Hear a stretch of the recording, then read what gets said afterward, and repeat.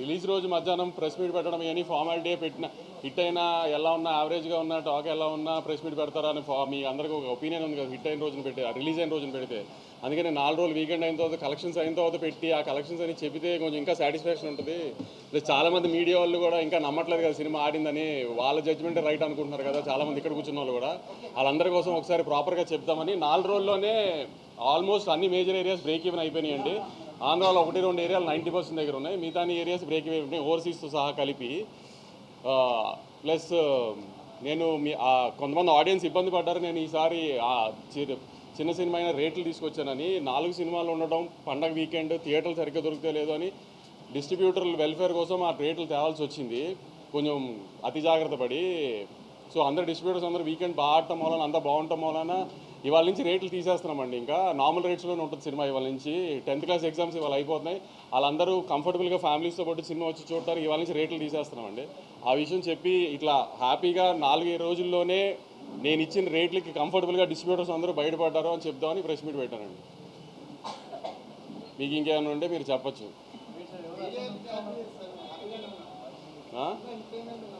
చాలామంది లేరులే, 2-3 ట్వీట్లు కూడా వేశారు చాలామంది. కంటెంట్ లేకపోయినా సీక్వెల్ కాబట్టి ఆడుతుందని. సీక్వెల్ కరెక్టే, ఇది కంటెంట్ లేకపోయినా సీక్వెల్ కాబట్టి ఆడుతుందని వేస్తే సీక్వెల్ ఇదేమి పుష్ప 2, బాహుబలి 2, KGF 2 కాదు కదా. ఎలా ఉన్నా చూసేయడానికి ఆ 3 సినిమాలు కూడా బాగున్నాయి, మళ్ళీ దాని కాంట్రవర్సీ చేయకుండా ఎలా ఉన్నా చూసారు కదా ఆ సినిమాలు. బాహుబలి 2 కూడా చెప్పాను కదా, అదే అవన్నీ తెలీదు భారతీయుడు. అదే కొంతమందికి తెలియదు అవన్నీ, కానీ తెలిసే వాళ్ళకి వాళ్ళ పేర్లు చెప్పి వాళ్ళని పెద్దలు చేయడం నాకు ఇష్టం లేదు, కానీ చెప్తున్నాను మీకు. పోనీ సినిమా టాక్ యావరేజ్గా ఉంది బాగాలేదు అనడానికి కూడా సినిమా చూడటానికి వాళ్ళు ఏమన్నా పెద్ద హీరోలా? పోనీ డివైడ్ రిపోర్ట్ ఉన్నా చూసేయడానికి పెద్ద హీరోలా? నిన్న మన ఇండియన్ 2 ఉన్నాడు కదా, మన మీడియాలో ఇండియన్ 2 మీ అందరికీ తెలుసు కదా, ట్విట్టర్లో ముద్దుగా పిలుచుకుంటారు ఆయన ఇండియన్ 2 అని. ఆయన 2 సినిమాలు రిలీజ్ అయినప్పుడు ఒక సినిమా బాగోపోతే ఇంకో సినిమాకు ఆటోమేటిక్గా అడ్వాంటేజ్ వస్తుంది, అలానే మన కోర్టుకు వచ్చింది అన్నారు. ఆయనకి మర్చిపోయినట్టున్నారు, ఆయన కొంచెం చిలిపితనం ఎక్కువైపోయి వయసులో. కోర్టు బాగుంది కాబట్టి చూశారు, పక్క సినిమా బాగాలేదు కాబట్టి చూడాల. అలానే మ్యాడ్ బాగుంది కాబట్టి చూశారు, పక్క సినిమాల గురించి కాబట్టి చూసింది మ్యాడ్. అది కూడా ఆయన తెలుసుకోవాలి. ఆ రివ్యూ చెబుతూ స్వాతిరెడ్డి పాట బాగుంది, కోరియోగ్రఫీ బాగానే ఉంది, కానీ ఇంకా బాగుంటే బాగుండు అన్నారు. ఆయన ఈ వయసులో కూడా చిలిపితనం ఎక్కువ కదా ఆయనకి. దబిడి అదిదా సార్లా ఉంటే ఆయన హ్యాపీ ఫీల్ అవ్వడేమో, అలా లేదు కాబట్టి ఆయన హ్యాపీ ఫీల్ అవ్వలేదు. ఇత కూడా చాలామంది రాశారు, కంటెంట్ లేదు, సీక్వెల్ అడ్వాంటేజ్ ఉంది అంతే, సెకండ్ హాఫ్ పండలేదు, సునీల్ గారు పండలేదు, ఇది అదే. నేను సెకండ్ హాఫ్ థియేటర్లో చాలాసార్లు చూసే ఇప్పటికి అసలు రెస్పాన్స్ ఎలా ఉంది ఏంటని. ఏదన్నా పెద్ద హీరో లేడు, హై మూమెంట్స్ ఉండవు, హీరోయిక్ మూమెంట్స్ ఉండవు, అయినా అరుస్తూనే ఉన్నారు జనం సెకండ్ హాఫ్లో. మరి ఎందుకంటారు జనానికి తెలియలేదా మీకు తెలిసినంత సినిమా గురించి? పోనీ మీకే ఎక్కువ తెలుసా? రివ్యూస్ రాసిన రోజు కూడా రివ్యూస్ అది వచ్చేసిన తర్వాత నేను రిలీజ్ రోజు సాయంత్రం ప్రెస్ మీట్ పెట్టా, కానీ ఏం రివ్యూస్ గురించి మాట్లాడలా. ఎందుకంటే వాళ్ళ జాబ్ వాళ్ళది, మన జాబ్ మంది. కానీ వాళ్ళ రివ్యూని జస్టిఫై చేయడానికి వాళ్ళు ట్వీట్లు వేస్తున్నారు, సినిమా కరెక్షన్ ఊరికే ఉన్నాయి కంటెంట్ లేకుండా. అది కరెక్ట్ కాదు కదా. ఇది సినిమా ఇండస్ట్రీ, మీరు నేను కోఎగ్జిస్ట్ అవ్వాలి. నేను సినిమాలు రిలీజ్ చేసి హిట్ అయ్యి నేను సినిమా తీస్తేనే మీ వెబ్సైట్ రన్ అవుతుంది, నేను యూట్యూబ్ ఇంటర్వ్యూ ఇస్తేనే మీ యూట్యూబ్ ఛానల్స్ రన్ అవుతాయి. మీ ఇండస్ట్రీలో మేము యాడ్ ఇస్తేనే మీ వెబ్సైట్ రన్ అవుతుంది, అంతేగాని సినిమాని చంపేయడానికి ట్రై చేయమాకండి. మీ రివ్యూలు మేమే కాదన్న. ఆ రోజు రివ్యూలు వచ్చిన తర్వాత నేను ప్రెస్ మీట్ పెట్టా, కానీ రివ్యూల గురించి ఏం కామెంట్ చేయాలి. నేను ఇప్పుడు రివ్యూ గురించి కామెంట్ చేయాలి, మీ ఒపీనియన్ మీ ఇష్టం. కానీ సినిమా ఆడుతున్న తర్వాత కూడా సినిమా ఎందుకు ఆడుతుందని అనాలిసిస్ మీరు ఇవ్వాల్సిన అవసరం లేదు. మీ జడ్జ్మెంట్ జనాలకు అక్కర్లా, జనం ఆల్రెడీ జడ్జ్ చేసేసే జనం చూస్తున్నారు దాన్ని. ఆ జడ్జ్మెంట్లు చేసి సినిమాని డిస్ట్రాయ్ చేయడానికి ట్రై చేయమాకండి. సినిమాలు ఆడితేనే మీరు ఉంటారు, లేకపోతే వెబ్సైట్ మూసి ఇంటికి రావాల్సి వస్తుంది అందరూ. అది గుర్తుపెట్టుకుని బిహేవ్ చేయండి నెక్స్ట్ టైం నుంచి.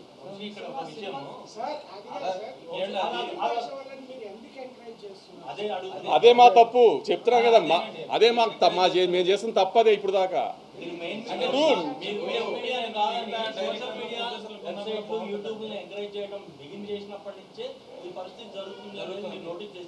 చేసాం మీరే తింటున్నారు, మళ్ళీ మీరే ఇంటర్వ్యూలు ఇస్తారు వాళ్ళకి. ఇంటర్వ్యూలు ఎవరు ఇస్తున్నారు ఎవరికి? మీకుండి ఇప్పుడు అవగాహన చెప్పారు కదా, మేము ఉండబట్టే మీ యూట్యూబ్ ఛానల్ అది రన్ అవుతుంది. అవును, ఇప్పుడు ఇప్పుడు ఒక హీరో, ఒక డైరెక్టర్, ఒక హీరోయిన్, ఒక ప్రొడ్యూసర్ ఇంటర్వ్యూ ఇవ్వకుండా ఛానల్స్ రన్ చేయండి. కరెక్టేనండి మీరు చెప్పింది, కానీ నేను అనేది ఏంటంటే మిగతా ప్రొడ్యూసర్లు డైరెక్టర్లు ఎందుకు అంత అవగాహన మీలాగా అవగాహన లేదు అని అంటున్నాను. తప్పక పిఆర్ఓల ప్రెషర్లో ఉండి, లేకపోతే ఆర్టిస్టుల ప్రెషర్లో ఉండి, లేకపోతే డైరెక్టర్ల ప్రెషర్లో ఉండి తప్పక చేస్తారు ప్రొడ్యూసర్లు ఇవన్నీ. లేకపోతే ప్రొడ్యూసర్లు ఎవరి దగ్గర చేయి చాపాలని అవసరం ఎవరికి లేదు కదా. డబ్బులు పెట్టి సినిమా తీసేది ప్రొడ్యూసర్ ఎవరి దగ్గర చేయి చాపాల్సిన పని లేదు కదా. తప్పక మరి మీరు రూల్ చేయాలా, వాళ్ళు మిమ్మల్ని రూల్ చేయాలా? ఆబ్వియస్లీ ఇప్పుడు నేను అదే అంటున్నాను, ఎవరిని రూల్ చేయాల్సింది కాదండి. నేను చెప్తుంది కో ఎగ్జిస్ట్ అవ్వాలి కదా. మీరు రివ్యూలు రాయడం మీ రెస్పాన్సిబిలిటీ. ఇప్పుడు నేను సినిమా రిలీజ్ ముందే దీంట్లో లాజిక్లు కథ ఉండదు అని చెప్పాను. నేను లాజిక్లు కథ లేని సినిమాలకి నేను సినిమా తీస్తున్నాను అని చెప్పినప్పుడు, ఒక మ్యాడ్ క్యాప్ ఎంటర్టైనర్ తీస్తున్నానని చెప్పినప్పుడు అది రివ్యూవర్కి నచ్చుతుందని నేనేం అనుకోలే. సో రివ్యూస్ బాగా రావాలని నేనేం ఎక్స్పెక్ట్ చేయాల. కానీ రివ్యూస్ రాకపోయినా రెవెన్యూ వస్తుంది కదా, అది కూడా కరెక్ట్ కాదు అని దాన్ని జస్టిఫై చేసుకోవడానికి ఇయటం ఎంతవరకు కరెక్ట్ పోనీ? ఏదో పనికిమాల వెబ్సైట్ కోసం ఎందుకు సార్ ఇంత డిస్కషన్? పనికిమాల వెబ్సైట్ గురించి కాదు సార్. మాకు టైం వేస్ట్, మీకు టైం వేస్ట్ అది. నేను ఆ వెబ్సైట్ గురించి డిస్కస్ చేయడానికి గురించి వేసేది కాదు అది. ఇప్పుడు అంత కుళ్ళుపోతున్నాం, ఉడికిపోతున్నాం ఎందుకు? ఇప్పుడు నీ జడ్జ్మెంట్ రైట్ అని ప్రూవ్ చేసుకోవాల్సిన అవసరం ఏంటి జనానికి? నీ రివ్యూస్ జనం ఏం సినిమా చూడరు కదా. నీ రివ్యూ డిసైడ్ చేశానని జనం సార్ మీరే మీదకెత్తుతున్నారు, మీరే మళ్ళీ తిడతా ఉన్నారు. చెప్పాను కదా, కొన్నిసార్లు ఎలా అవుతుందంటే, జూలైలో డైలాగ్ ఉంటుంది, మీకు గుర్తుందో కదా, బన్నీ గారి సినిమాలో దరిద్రులు తెలిసినా పక్కన పెట్టుకోవాలి, హారర్ సినిమాలు భయమైనా చూస్తాం కదా, అలానే తప్పదు అందరికి. తప్పట్లేదు, ఏం చేస్తాము? కానీ అలానే మరీ అసలు దాన్ని ఎక్స్ప్లోయిట్ చేయడానికి ట్రై చేయకూడదు కదా ప్రతిదానికి. మీకు అంతగా మా మీద పగుండం దమ్ముంటే మానిపారండి, బ్యాన్ చేయండి. ఇప్పుడు నేను ఇంత కామెంట్ చేశాను కదా, నా సినిమాలు బ్యాన్ చేయండి, నా సినిమా ఆర్టికల్స్ రాయకండి, నా దగ్గర యాడ్ తీసుకోకండి, నా సినిమాలు రివ్యూ రాయకండి, చూసుకోండి, నాకేం అవసరంలా. మీరు మానేయండి, మమ్మల్ని బ్యాన్ చేయండి, చూస్తాను నేను. నా సినిమా నేను ఓపెన్గా చెప్తున్నా, నా సినిమా బ్యాన్ చేయండి, నా ఆర్టికల్స్ రాయకండి, నా సినిమా ఆర్టికల్స్, నా సినిమా రివ్యూ రాయకండి. నేను ఎలా ప్రమోట్ చేసుకోవాలి, సినిమా నేను ప్రమోట్ చేసుకుంటా. మీరు వెబ్సైట్లు ప్రమోట్ చేస్తేనే సినిమాలు ఆడట్లేదు కదా. అది నా ఒక్క డెసిషన్ కాదు కదా, ఇది నా సినిమాల గురించి కాబట్టి నేను చెప్పా. నాకు మన మీద బతుకుతూ మనల్ని ఎందుకు చంపాలనుకుంటున్నారని అడుగుతున్నా అంతే. మన మీద బతుకుతున్నారా, మనల్ని చంపాలని ఎందుకు అనుకుంటున్నారు? ఏంటి ఆ సాడిజము?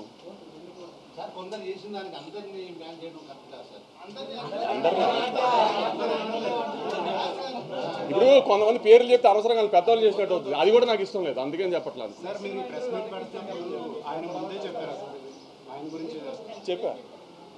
చెప్పా ఆబ్వియస్.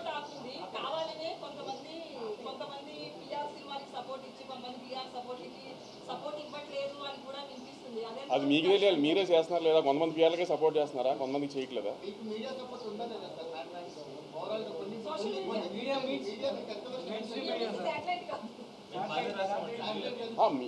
మెయిన్ స్ట్రీమ్ మీడియా అంతా బాగా రాసింది, సోషల్ మీడియాలో కూడా అంతా, ట్విట్టర్లో కానీ ఎక్కడ కానీ నెగిటివిటీ ఏం పెద్ద లేదు. కానీ ఇప్పుడు నేను తీసిన సినిమా రివ్యూవర్కి నచ్చే సినిమా నేను తీయలేదు. నేను ఒక ప్రాపర్ కమర్షియల్ థియేటర్ సినిమా తీశాను, ఆ థియేటర్లో జనానికి నచ్చింది. అది ఎందుకు మీ రివ్యూలు మీరు రాశారు, దాన్ని ఎవరో మేము కాదనలేదు కదా. దాన్ని ఎందుకు మీరు యాక్సెప్ట్ చేయండి? సినిమా ఆడుతుందని కూడా, సినిమా ఆడుతుందని కూడా బంకలు ఎత్తుకుతున్నారు ఎందుకు?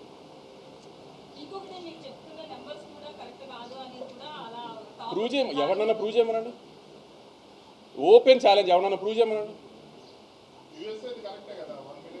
ఆబ్వియస్లీ నైజాం ప్రూవ్ చేయమనండి. ఇప్పుడు ఎవరికి డౌట్ ఉందో రండి, నేను ఫోన్లో చూపిస్తా.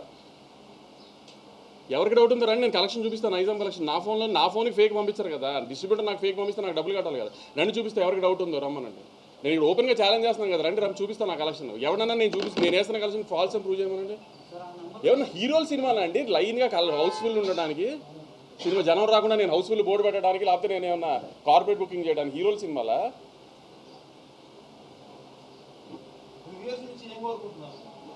నాకు రివ్యూస్ నుంచి ఏమీ కోరుకోవట్లేదు. నేను అంటుంది, మేము మీ రివ్యూస్ని రెస్పెక్ట్ చేసి అందరం యాక్సెప్ట్ చేసినప్పుడు, సినిమా ఆడుతున్నప్పుడు ఆ సినిమాని ఎందుకు సపోర్ట్ చేయరు, ఇంకా ఎందుకు పుష్ చేయరు ఆ సినిమాని?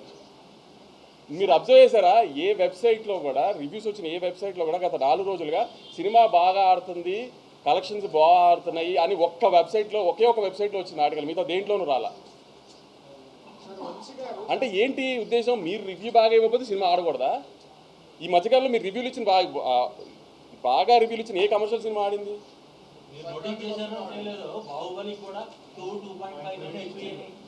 సినిమా పేర్లు రివ్యూలు, మీరు రివ్యూ మీ జాబ్ మీరు ఇచ్చేసారు, అయిపోయింది. దాని తర్వాత సినిమా బాగా ఆడుతున్నప్పుడు దాన్ని ప్రమోట్ చేయడం కూడా మీ జాబ్ కదా. దాని పక్కన పెట్టేసి మీ రివ్యూని జస్టిఫై చేసుకోవడానికి ట్రై చేస్తే అది ఎంతవరకు కరెక్ట్ పోనీ?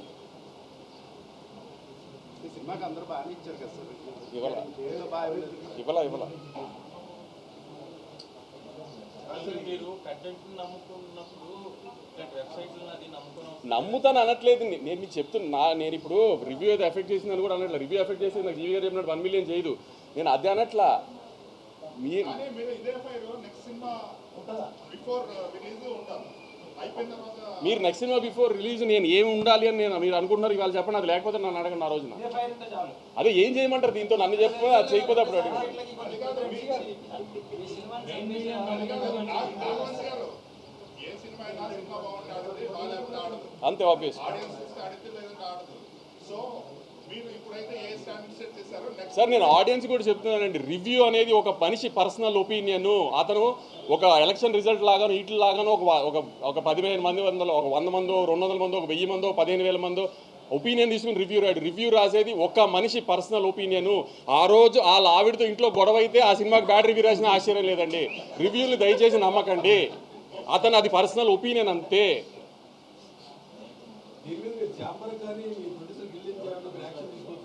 ఏమని దేనికి యాక్షన్ తీసుకోవాలండి? ఇప్పుడు మీరు జాబ్, మీరు మీడియా, మీరు ఒక ఎంటర్టైన్మెంట్ జర్నలిస్ట్, మీ జాబ్ ఏంటి? రివ్యూ రాయటం. మీరు రాశారు, మేము కాదనట్లా, అయిపోయింది కదా. దాని తర్వాత సినిమాని ఎందుకు ప్రమోట్ చేయట్లా? సార్ ఇది ఫ్యాక్ట్ చెప్పేస్తున్నాను. టీఆర్ మధ్య ఇదే ఆయన ఈ సినిమా టీఆర్ కాకపోతే ఈ సినిమాకి రాస్తారు అన్న. ఇదే మీడియా అందరినీ చాంబర్లో మీటింగ్ పెట్టాము, ఇలాంటి ఇన్సిడెంట్లు ఫేస్ చేస్తున్నారు సార్. 90% వాళ్ళే మీరు చాంబర్లో డిస్కస్ చేసే టాపిక్స్ చెప్పాను కదా. ఒక సినిమా రిలీజ్కి వచ్చేప్పటికి ఏ ప్రొడ్యూసర్ వీక్నెస్ ఎలా ఉంటుంది, ఏ డైరెక్టర్ వీక్నెస్ ఎలా ఉంటుందో చెప్పలేము. ఏ రోజున ఎవరు బెండ్ అయిపోతారో చెప్పలేము. ఆ బెండ్ అయిన రోజున మళ్ళీ అన్నీ స్టార్ట్ అయిపోతాయి. అందుకే నేను యూనివర్సల్గా ఏం మాట్లాడట్లా. మీకు నన్ను బ్యాన్ చేయకపోయి మీ వెబ్సైట్లో నా సినిమా బ్యాన్ చేయండి. నా సినిమా గురించి రివ్యూ రాయకండి, నా సినిమా నెగిటివ్ రాయకండి, పాజిటివ్ రాయకండి. మీకు మేము అవసరం లేదు, మీరు ఇండిపెండెంట్గా చేసుకోగలుగుతారు అంటున్నారు కదా. సినిమాలతో ప్రొడ్యూసర్లతో సినిమా ఆడటం, సినిమా బాగుండటం మీకు అవసరం లేనప్పుడు అలా చేయండి. పోనీ మీరే చేయొచ్చు లీగల్గా అలాంటి వెబ్సైట్ల మీద. అదే చెప్తాను కదా, కేరళలో జరిగింది, అదే ఇంకా కొన్ని చోట్ల జరిగింది కదా. అదే లక్ష్మారావు నేను మీకు చెప్పేది అదే. రివ్యూ రాయటం నేను తప్ప అనట్లా. రివ్యూ రాయటం అతను పర్సనల్ ఒపీనియన్, అతను రాయచ్చు. అతను నచ్చుంటే అతను నచ్చిన రాస్తాడు, నచ్చింది తర్వాత జరిగిందా నీకు అదే అన్న. అది ఇంకా బేసిక్ ఎథిక్స్ కదా. సినిమా ఇండస్ట్రీలో ఉన్నప్పుడు అది బేసిక్ ఎథిక్స్గా మెయింటైన్ చేయాలి కదా.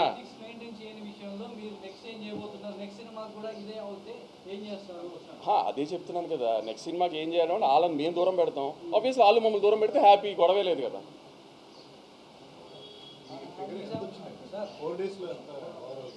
Around 70 crores gross hopefully.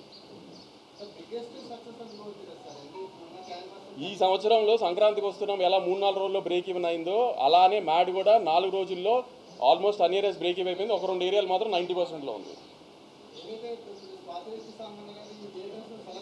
అది నేను మా ఇండియన్ 2 కామెడీ చేసుకుంటాం, అది ఇష్యూ కాదు.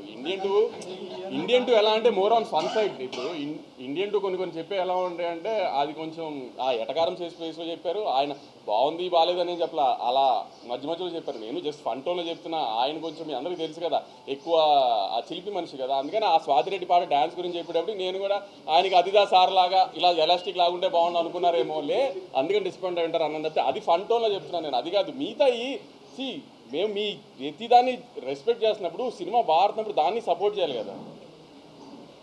సినిమా బాడకపోయినా బాడట్లేదని చెప్పట్లేదు కదా ఎవరు. పోనీ దాన్ని ఎందుకు సపోర్ట్ చేయట్లేదు అని అడిగా అంతే. నేను నా సైడ్ అయిపోయింది, మీరు ఏమైనా అడగాలంటే చెప్పండి సార్. అదే లేదు సార్, ఎంటర్టైన్మెంటే స్టార్.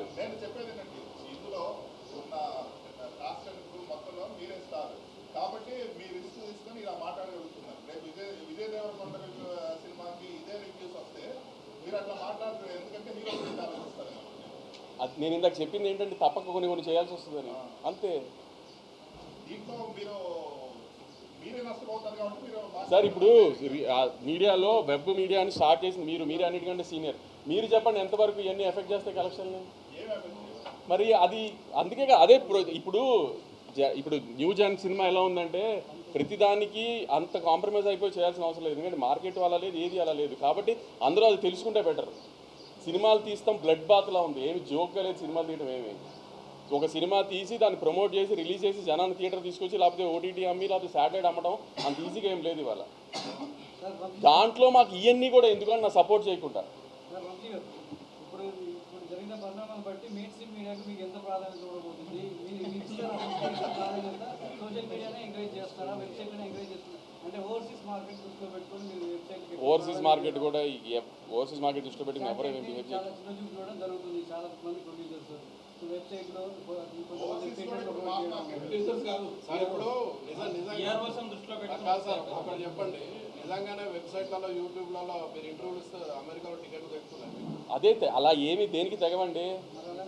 ఇప్పుడు ఆ లెక్కన ఇప్పుడు ఆ లెక్క నెలకి 15 సినిమాలు రిలీజ్ అయితే వారానికి 2 వేసుకోండి, నెలకి 10 సినిమాలు రిలీజ్ అయితే ఎన్ని సినిమాలకు ఓపెనింగ్ వస్తుంది? వాళ్ళు చెప్పేది మీరు చెప్పేది ఏంటంటే వాళ్ళకి ఇంటర్వ్యూలు ఇస్తే మీకు అమెరికాలో టికెట్లు దొరుకుతాయి. ఇక్కడ స్ట్రైట్ వచ్చును ఇంటర్వ్యూ ఎవరికి ఇవ్వాలి అనేది పిఆర్ డిసైడ్ చేస్తాడా, ప్రొడ్యూసర్ డిసైడ్ చేస్తాడా? మాక్సిమం పిఆర్ఓ డిసైడ్ చేస్తున్నారు. ఎంతంతా గుడ్డిగా నమ్ముతున్నారు ఎందుకు పిఆర్ఓ మీరు? పిఆర్ వాళ్ళకి కావాల్సిన వాళ్ళని ఇప్పుడు సినిమా అనేది ఒక్కొక్కటి ఒక 10 మంది కలిసి చేస్తే సినిమా, ఒకళ్ళే చేసే సినిమా కాదు కదా. ఇప్పుడు మీడియా దగ్గరికి ప్రమోషన్ దగ్గరికి వచ్చేప్పటికి నాకు కొన్ని ఐడియాస్ ఉండొచ్చు, నా వెబ్ మీడియా మీరే చెప్తున్నారు అమెరికాలో ప్రయోజనం లేదు, ఎక్కడా ప్రయోజనం లేదు. మరి అట్లాంటప్పుడు అంత గుడ్డిగా ఎందుకు నమ్ముతున్నారు పిఆర్ఓ? సార్ నేను ఇప్పటికీ అదే గుడ్డిగా చెప్తాను, ఒక ప్రోమో నచ్చాలి, ఒక పాట నచ్చాలి, ట్రైలర్ నచ్చాలి, అప్పుడే టికెట్ దిగుతుంది. ఇంకేం చేసినా టికెట్ తగ్గదు. మిగతా అన్నీ నేను చాలా ఇంటర్వ్యూలో చెప్పా, పలానా డేట్కి మా సినిమా వస్తుంది అని చెప్పడానికి చేసే సోర్స్ ఆఫ్ మీడియానే ఇంటర్వ్యూస్ కానీ యాడ్స్ కానీ అన్నీ. దానికి పిఆర్ఓలు వీళ్ళకి చేయమంటే వాళ్ళకి చేస్తున్నాం అంతే. ఏదైనా కంటెంట్ నచ్చకుండా మీరు ఎన్ని ఇంటర్వ్యూలు ఇచ్చినంత మాత్రం ఓపెనింగ్ తేలేము. కంటెంట్ నచ్చితే మీరు ఇంటర్వ్యూ ఇవ్వకపోయినా ఓపెనింగ్ వస్తుంది. మరి కంటెంట్ ప్రధానం. నేను మళ్ళీ చెప్తున్నానండి, నాకు ఎవరి మీద పగలేదు, గొడవ పెట్టుకోవాలని నేనేం రాలేదు. మీరు మా జాబ్ మేము సినిమా తీయటం, మీ జాబ్ మీరు రివ్యూలు రాయటం, అది మీరు చేశారు. మేము దానికి ఎవరం ఏమీ కామెంట్ చేయలేదు. ఆ రోజు సాయంత్రం ప్రెస్ మీట్ పెట్టినప్పుడు ఎవరం కామెంట్ చేయలేదు. దాని తర్వాత జరిగిన పరిణామాలు ఏవీ కరెక్ట్గా జరగలేదు ఈ సినిమాకి సంబంధించి. అలాంటివి మాత్రం రిపీట్ చేయదు. రిపీట్ చేస్తే మీరు అన్నట్టు మీ దారి మీరు చూసుకుందాం, మా దారి మేము చూసుకుంటాం అంతే.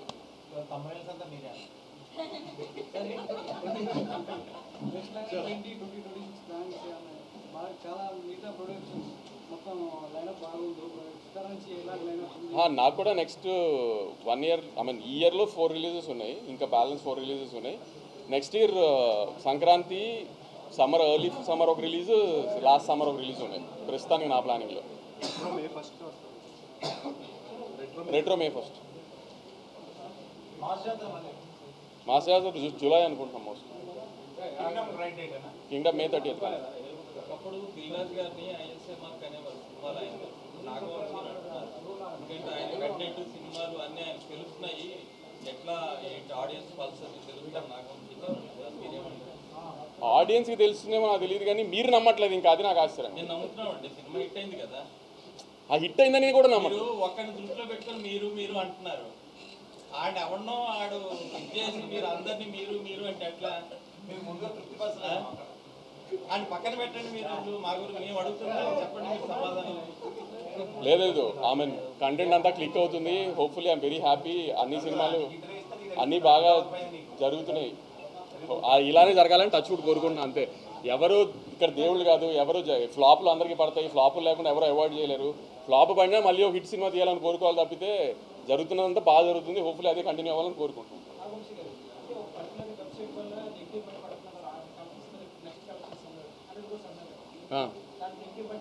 లేదు, వీళ్ళు వేసిన తర్వాత కూడా కలెక్షన్లు బాగున్నాయి. నేను కలెక్షన్ల గురించి చెప్పట్లేదు గురు. నేను ఏదైతే సినిమా ఏ బడ్జెట్లో తీసానో, అది ఏదైతే బయర్లకు ఇచ్చేసానో ఆ బయర్లందరూ ఆల్రెడీ సేఫ్, అంతా ఓకే. నేను అంటుంది మ్యూచువల్లీ కోఎగ్జిస్ట్ అవ్వాల్సిన ఇండస్ట్రీలో ఎందుకు ఇలా చేస్తున్నారు అని అడుగుతున్నా.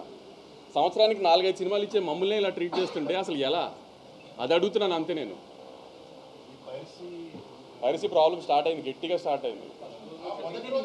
మేము ఈసారి ఒక ఐడెంటిఫై చేసింది ఏంటంటే, మా మ్యాడ్ 2 రిలీజ్ అయిన తర్వాత ఫస్ట్ డే వచ్చిన కాపీ మేము ఓవర్సీస్ సెన్సార్కి రిలీజ్ చేసి ఒక కాపీ ఇచ్చాము. ఓవర్సీస్లో కొన్ని కంట్రీస్కి సెన్సార్ కావాలి, వాటికి సెన్సార్ కాపీ ఇచ్చాము. ఆ కాపీ రిలీజ్ అయింది. మేము ఈసారి అది ఐడెంటిఫై చేసాము. సో అక్కడి నుంచి ఏమైనా లీక్ అవుతున్నాయంటో ఆ ఓవర్సీస్ డిస్ట్రిబ్యూటర్స్ అందరికీ చెప్పాము. అవన్నీ ఒకసారి ట్రాక్ డౌన్ చేయాలి. గేమ్ చేంజర్ సినిమా కూడా ఇలానే ఓవర్సీస్ సెన్సార్ కాపీ రిలీజ్ అయింది ఫస్ట్ పైరసీలో. ఇవన్నీ ఒకసారి ఇప్పుడు ట్రాక్ డౌన్ చేయాలి, ఎక్కడెక్కడ లూప్ హోల్స్ ఉన్నాయో. ఈ 2 సినిమాల్లో ఇది అబ్జర్వ్ చేసాము, ఓవర్సీస్ సెన్సార్ కాపీ రిలీజ్ అవుతుందని. అయిసారి ఇప్పుడు ఓవర్సీస్కి సెన్సార్కి కాపీ ఇస్తున్నప్పుడు ఇంకా జాగ్రత్త పడాలి. అది ఆ డిస్ట్రిబ్యూటర్ అందరితో కూడా ప్రామినెంట్గా చూడాలి. మామూలుగా థియేటర్ కాపీ వస్తే దాన్ని ఇంకా చేయలేము. దాన్ని ఏం చేయాలి ఇప్పుడు చూడాలి. ఎందుకు సడన్గా ఇంత 2 monthsలో ఇంత ర్యాంపేజ్ లాగా వచ్చేసింది. యాక్చువల్లీ మొన్న సికందర్ అయితే మరీ అన్యాయంగా ముందు రోజు రాత్రి వచ్చేసింది. సో ఇట్లాంటి ఏంటో మరి సడన్గా ఇంత వచ్చింది, ఇదేంటో ఒకసారి మళ్ళీ గట్టిగా ఒకసారి దిల్ రాజు గారు మొన్న అదే చెప్పినట్టు ఒకసారి ఎఫ్డీసీతో కూర్చుని గవర్నమెంట్తో డిస్కస్ చేసి ఏదైనా చేయాలి హ్యూజ్ స్కేల్లో, లేకపోతే చాలా డ్యామేజ్ చేసేట్టు ఉంది ఫర్దర్గా వెళ్ళే కొద్దీ. అవన్నీ సరిపోవు. ఇప్పుడు ఈటీవీ విన్ ఏదో చేశారంట, వాళ్ళ సినిమాని పైరసీ చేయలేకపోతున్నారంట. అదేంటో కనుక్కుని అలాంటి ఏదైనా ట్రై చేయాలి యాక్చువల్లీ ఏంటి అనేది. ఇంకా అది యాప్లో పెట్టారు, సైట్లో యాప్లో అప్లోడ్ చేయడం వల్ల HTML వెబ్సైట్ లో పెట్టలేదు. అది కూడా వన్ డే ఆపగలి కదా, సెకండ్ డే స్క్రీన్ రికార్డ్ చేసి అప్లోడ్ చేస్తారు. స్క్రీన్ రికార్డింగ్ అయితే కంట్రోల్ డైరెక్ట్ పైరసీ కూడా మోస్ట్లీ స్క్రీన్ రికార్డింగే కదా, థియేటర్ రికార్డింగే కదా. స్క్రీన్ రికార్డింగ్ నుంచి కాపీ అవును. ఇంకేదైనా ఉందా? హిందీ సినిమాలు ఏమైనా చేస్తారంటే చాలా మంది హిందీ పక్క ఇప్పుడైతే లేదండి. అదర్ లాంగ్వేజ్ తమిళ్లో స్టార్ట్ చేస్తుంది. మీ వెనకాల ఏమైనా అదృశ్య శక్తులు ఏమైనా పనిచేస్తున్నాయి? మీడియా ఏమి కాదు, ఆ మీడియా మీరు ఎవరైతే ఎంతసేపు అనుకున్నారో ఆయనను ప్రోత్సహించు మీ శత్రువులు లేదు, అది చెప్పాను కదా, అదేం లేదు. అదేంటంటే ఆ చిన్నపిల్లల మనస్తత్వం, వాళ్ళు చేసింది కరెక్ట్ అని ప్రూవ్ చేసుకోవాలి జనానికి.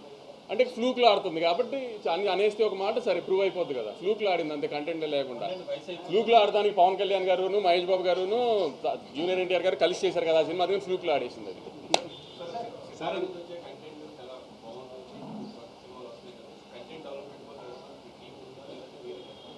కంటెంట్ డెవలప్మెంట్ టీం కాదు, ఒకసారి కథ విని సినిమా చేసిన తర్వాత రిలీజ్కి ముందు మాత్రం ఒక 5-6 కూర్చొని దాన్ని సెట్ చేసుకుని బాగుంటుంది అనుకుంటే బాగుంది, లేదు ఇష్యూస్ ఉన్నాయనుకుంటే ఇష్యూస్ సార్ట్ చేయడానికి 5-6 మంది కూర్చొని సార్ట్ చేసుకుంటాం. అలా బ్లైండ్గా రిలీజ్కి వెళ్ళము.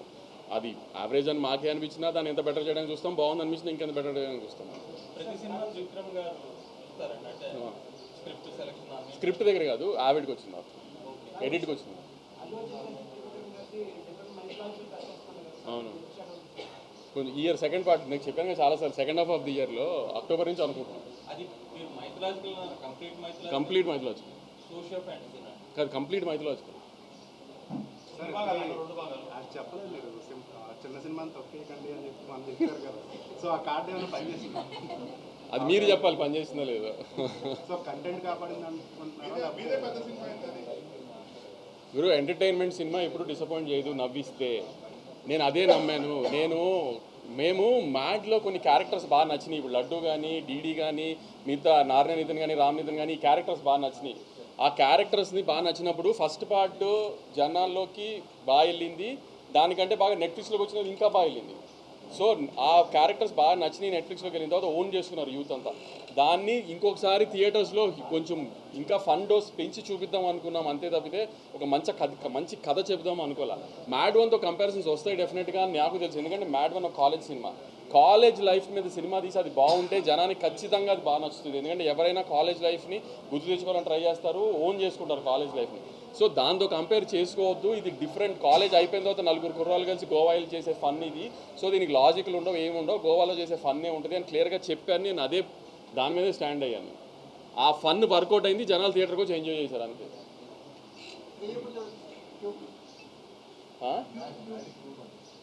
ముందు కళ్యాణ్ ఒక solo cinema regular cinema next release అయిపోయేది. నేను డిస్ట్రిబ్యూషన్ చేస్తున్న రెట్రో May 1న, నా production cinema May 30th Kingdom.